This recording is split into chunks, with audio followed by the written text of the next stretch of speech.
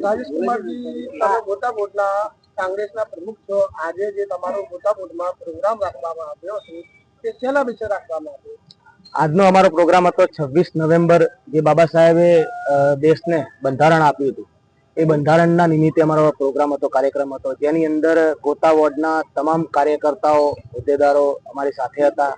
અને એ પ્રોગ્રામ અમે લોકોએ આમુખ વાંચીને પ્રોગ્રામ આપ્યો.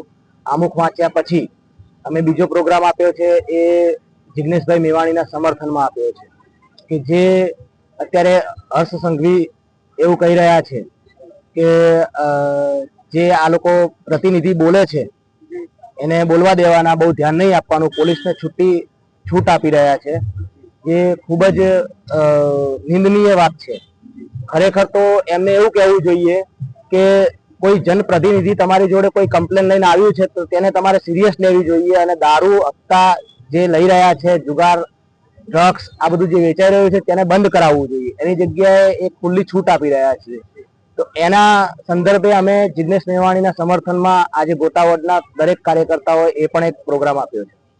હવે બીજું એક સવાલ છે, રાજેશભાઈ, દિનેશભાઈએ કીધું હતું પટ્ટા ઉતારી દેવાના છે, એના વિશે તમે શું કહેશો? ખરેખર ગુજરાતમાં દરેક જગ્યાએ મેં સાંભળ્યું છે સોશિયલ મીડિયાના માધ્યમથી કે દરેક જગ્યાએ દારૂ, ડ્રગ્સ, ગાંજો વેચાય છે, તો કોની રહેમ કરમથી વેચાય? દરેક જગ્યાએ એટલે ગુજરાતમાં કોઈ ખૂણો બાકી નથી કે જ્યાં દારૂ, ડ્રગ્સ ના વેચાતો હોય.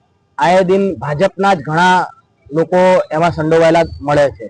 અને પટ્ટા ઉતારવાની વાત રહી તો એમની પટ્ટા ઉતારવાની વાત એ તમામ પોલીસ અધિકારી માટે નથી, જે ભ્રષ્ટ છે એમની માટે હતી. તો ભ્રષ્ટ અધિકારીઓના પેટમાં જ તેલ રેડાયું છે, અને ભ્રષ્ટ નેતાઓના પેટમાં જ તેલ રેડાયું છે, એટલે જ એ લોકો આટલા ઊંચા થઈને બોલે છે.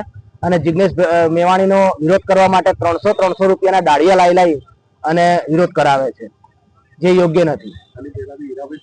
બહુ આભાર. બીજું કઈ કેવું હોય તમારે, સાહેબ?